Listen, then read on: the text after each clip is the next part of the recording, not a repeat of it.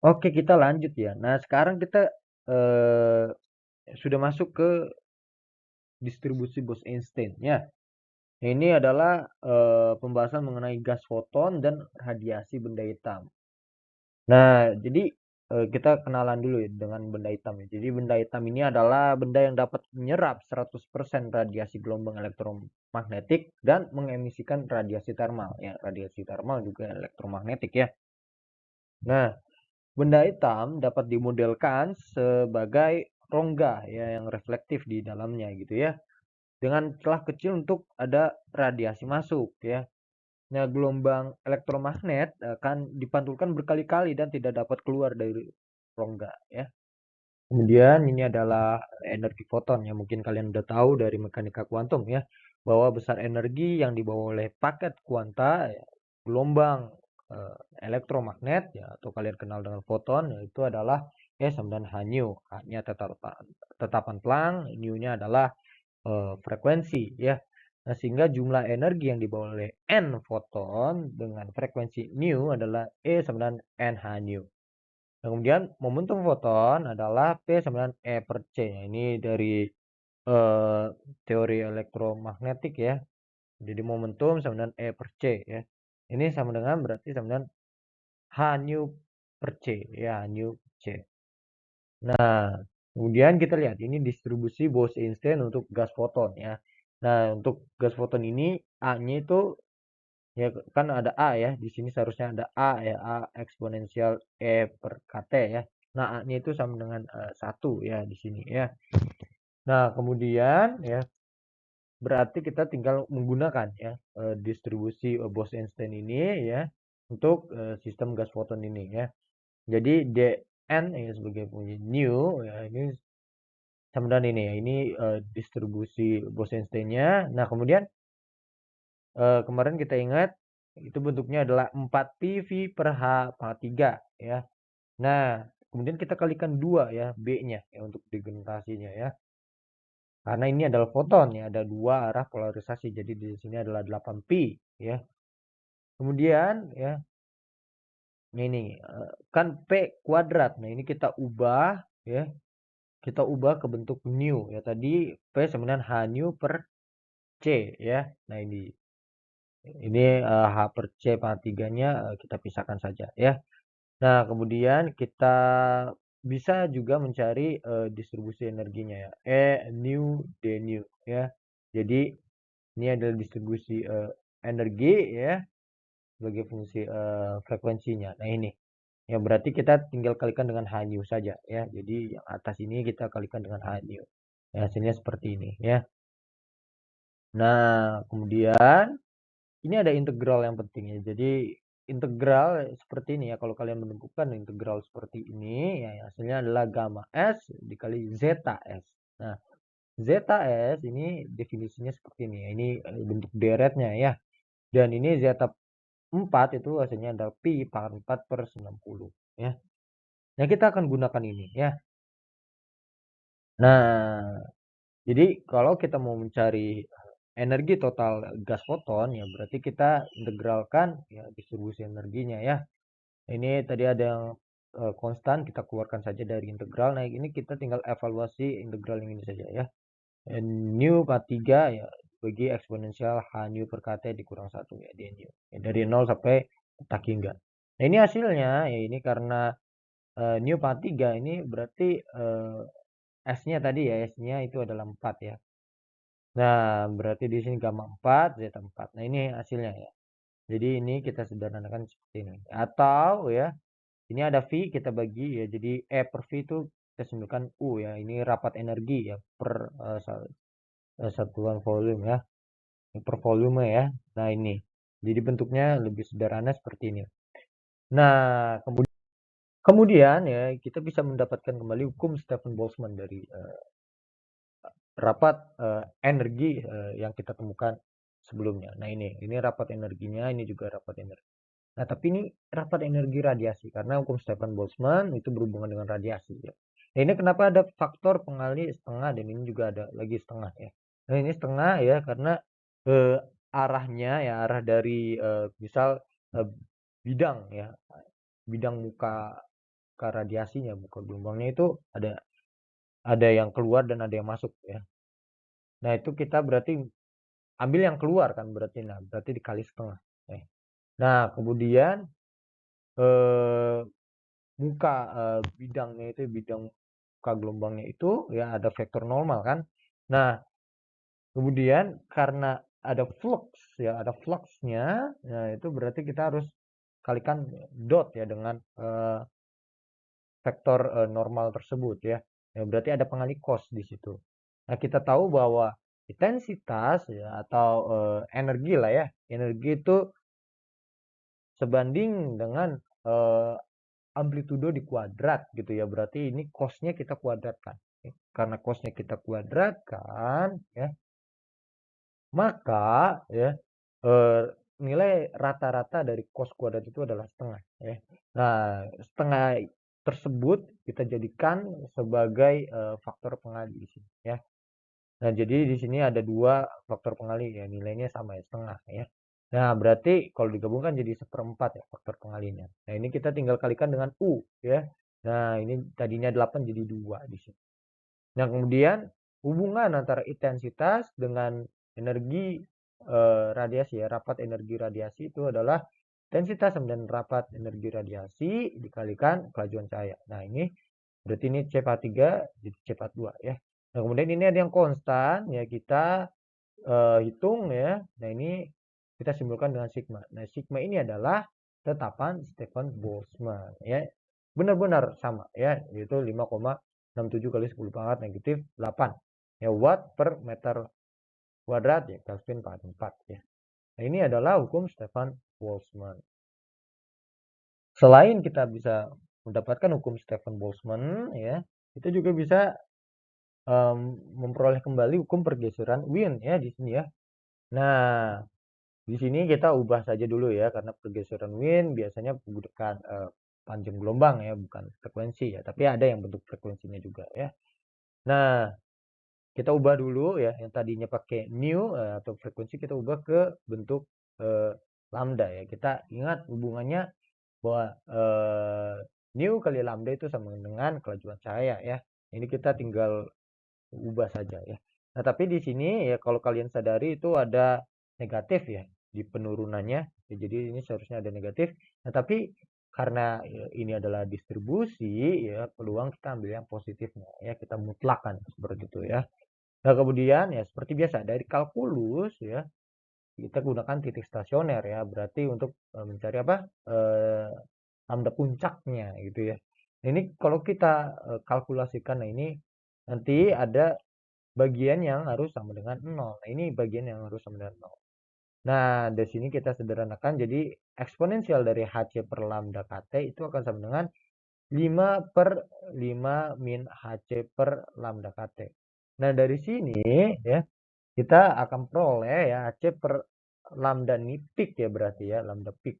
Ya, KT ini akan mendekati ya sekitar 4,965 ya.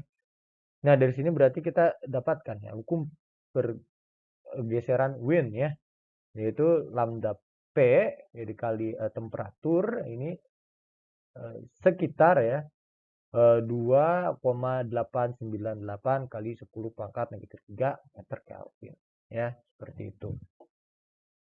Oke, kita lanjut ya. Nah, sekarang kita sudah masuk ke distribusi Bose-Einstein ya.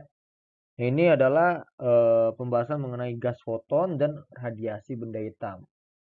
Nah, jadi kita kenalan dulu ya dengan benda hitam ya. Jadi benda hitam ini adalah benda yang dapat menyerap 100% radiasi gelombang elektromagnetik dan mengemisikan radiasi termal ya. Radiasi termal juga elektromagnetik ya. Nah, benda hitam dapat dimodelkan sebagai rongga ya yang reflektif di dalamnya gitu ya. Dengan celah kecil untuk ada radiasi masuk ya.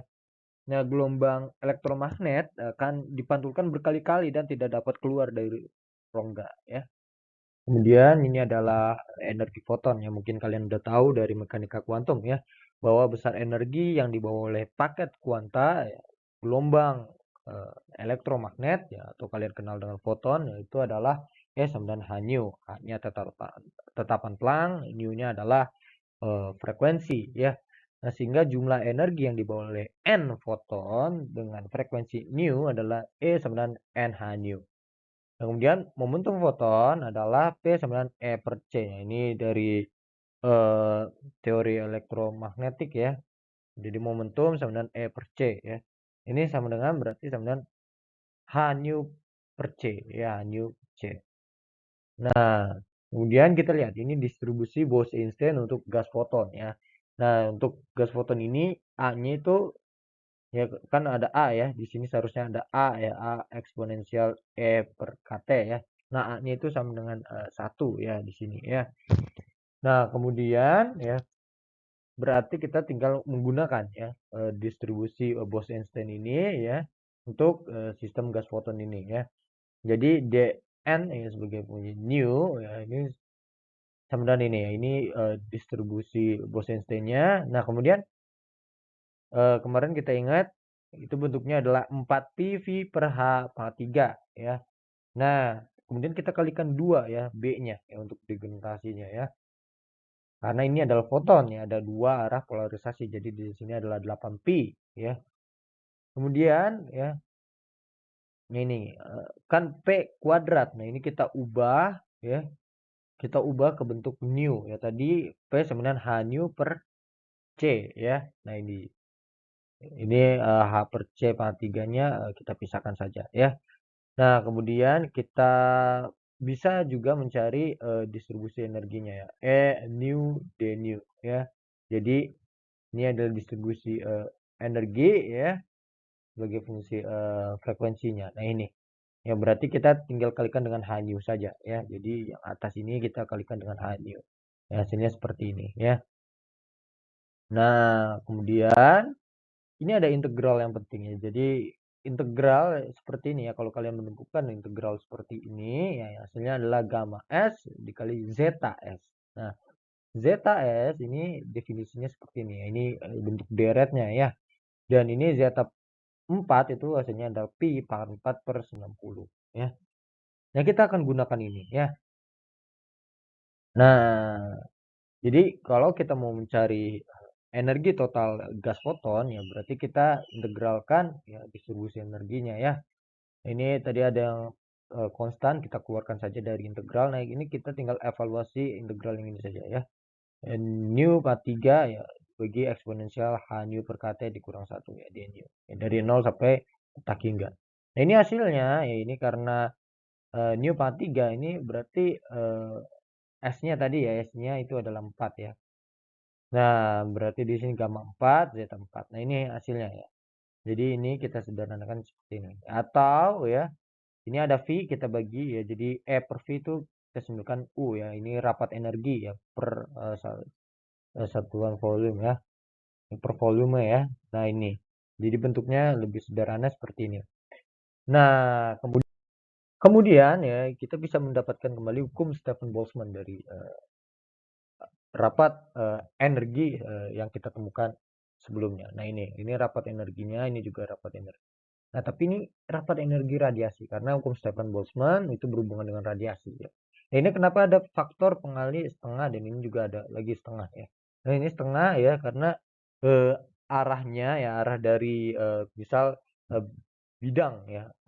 Bidang muka radiasinya, muka gelombangnya itu ada yang keluar dan ada yang masuk ya. Nah, itu kita berarti ambil yang keluar kan berarti. Nah, berarti dikali setengah. Nah, kemudian muka bidangnya itu bidang muka gelombangnya itu ya ada vektor normal kan. Nah, kemudian karena ada flux ya, ada fluxnya, nah itu berarti kita harus kalikan dot ya dengan vektor normal tersebut ya. Ya berarti ada pengali cos di situ. Nah, kita tahu bahwa intensitas ya atau energi lah ya. Energi itu sebanding dengan amplitudo di kuadrat gitu ya. Berarti ini cosnya kita kuadratkan. Karena cosnya kita kuadratkan ya, maka ya nilai rata-rata dari cos kuadrat itu adalah setengah ya. Nah, setengah tersebut kita jadikan sebagai faktor pengali di sini ya. Nah, jadi di sini ada dua faktor pengali ya, nilainya sama ya, setengah ya. Nah, berarti kalau digabungkan jadi 1/4 ya faktor pengalinya. Nah, ini kita tinggal kalikan dengan U ya. Nah, ini tadinya 8 jadi 2 di sini. Nah, kemudian hubungan antara intensitas dengan energi radiasi ya, rapat energi radiasi itu adalah intensitas dan rapat energi radiasi dikalikan kelajuan cahaya. Nah, ini berarti ini C43 jadi C42 ya. Nah, kemudian ini ada yang konstan ya, kita hitung ya. Nah, ini kita simpulkan dengan sigma. Nah, sigma ini adalah tetapan Stefan Boltzmann ya. Benar-benar sama ya, yaitu 5,67 kali 10 pangkat negatif 8 ya, watt per meter kuadrat ya, Kelvin per 4 ya. Nah, ini adalah hukum Stefan Boltzmann. Selain kita bisa mendapatkan hukum Stefan Boltzmann ya, kita juga bisa memperoleh kembali hukum pergeseran Wien ya di sini ya. Nah, di sini kita ubah saja dulu ya, karena pergeseran Wien biasanya menggunakan panjang gelombang ya, bukan frekuensi ya, tapi ada yang bentuk frekuensinya juga ya. Nah, kita ubah dulu ya, yang tadinya pakai nu atau frekuensi kita ubah ke bentuk lambda ya. Kita ingat hubungannya bahwa nu kali lambda itu sama dengan kelajuan cahaya ya. Ini kita tinggal ubah saja ya. Nah, tapi di sini ya kalau kalian sadari itu ada negatif ya di penurunannya. Ya, jadi ini seharusnya ada negatif. Nah, tapi karena ini adalah distribusi ya, peluang kita ambil yang positifnya ya, kita mutlakkan seperti itu ya. Nah, kemudian ya seperti biasa dari kalkulus ya, kita gunakan titik stasioner ya, berarti untuk mencari apa? Lambda puncaknya gitu ya. Nah, ini kalau kita kalkulasikan, nah ini nanti ada bagian yang harus sama dengan 0. Nah, ini bagian yang harus sama dengan 0. Nah, dari sini kita sederhanakan jadi eksponensial dari HC per lambda KT itu akan sama dengan 5/5 min HC per lambda KT. Nah, dari sini ya kita akan peroleh ya HC per lambda ini peak ya, berarti ya lambda peak. Ya, KT ini akan mendekati ya sekitar 4,965 ya. Nah, dari sini berarti kita dapatkan ya hukum pergeseran Wien ya, yaitu lambda P ya dikali temperatur ini sekitar ya 2,898 kali 10 pangkat negatif 3 meter Kelvin ya, seperti itu.